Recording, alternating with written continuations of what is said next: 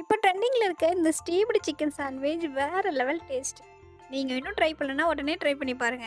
இது செம்ம டேஸ்ட்டா இருக்கும். ஹை புரோட்டீன் இதில இருக்கனால டாக்டரும் இதை சஜஸ்ட் பண்ணியிருக்காங்க நல்லதுன்னு.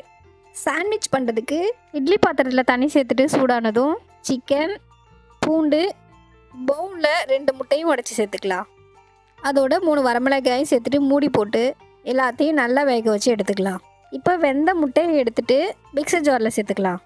அதோட வரமிளகாய், பூண்டு, 2 ஸ்லைஸ் சீஸும் சேர்த்துக்கலாம்.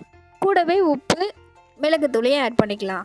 நீங்கள் உங்களுக்கு விருப்பப்பட்ட ஹர்ப்ஸ்லாம் கூட ஆட் பண்ணிக்கலாம். அதோட பால் சேர்த்துட்டு நல்லா ஸ்மூத்தாக அரைச்சிக்கலாம். இப்போ வேக வச்ச சிக்கனை இந்த மாதிரி பிச்சு எடுத்துக்கலாம். சிக்கனில் உங்களுக்கு விருப்பப்பட்ட காயில் ஆட் பண்ணிக்கலாம். நான் இன்றைக்கி தக்காளி, வெங்காயம், குடைமிளகாய், அதோட அரைச்ச அந்த மயோனைஸையும் சேர்த்துக்கலாம். கூடவே வேக வச்ச ஸ்வீட் கார்னையும் சேர்த்துக்கிறேன். இது எல்லாத்தையும் நல்லா மிக்ஸ் பண்ணிக்கலாம். இப்போ ப்ரெட் எடுத்திருக்கேன், அதில் நம்ம மிக்சரையும் சேர்த்துக்கலாம். மேலே இன்னொரு ப்ரெட்டையும் வச்சுட்டு ஃப்ரண்ட் அண்ட் பேக்கில் பட்டரையும் அப்ளை பண்ணிக்கலாம். இதை அப்படியே சாண்ட்விச் மேக்கரில் வச்சு வேக வச்சுக்கலாம். ஃப்ரண்ட் அண்ட் பேக் திருப்பி வேக வச்சுக்கலாம். ஒருவேளை உங்கள்கிட்ட சாண்ட்விச் மேக்கர் இல்லைன்னா தோசை தவாவில் கூட இதை பண்ணலாம். அதே மாதிரி சவர்மா பண்ணலாம். ஆல்ரெடி வேக வச்ச சப்பாத்தி எடுத்திருக்கேன். மிக்ஸ் பண்ண இந்த மயோனைஸையும் சேர்த்துக்கலாம்.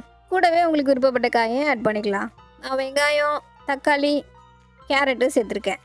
அவ்வளோதான், சிக்கன் சவர்மாவும் ரெடி. நீங்களும் இதை ட்ரை பண்ணி பாருங்கள். இந்த மாதிரி சூப்பர் ரெசிபிக்கு நம்ம சேனலை ஃபாலோ பண்ணுங்கள். பாய்.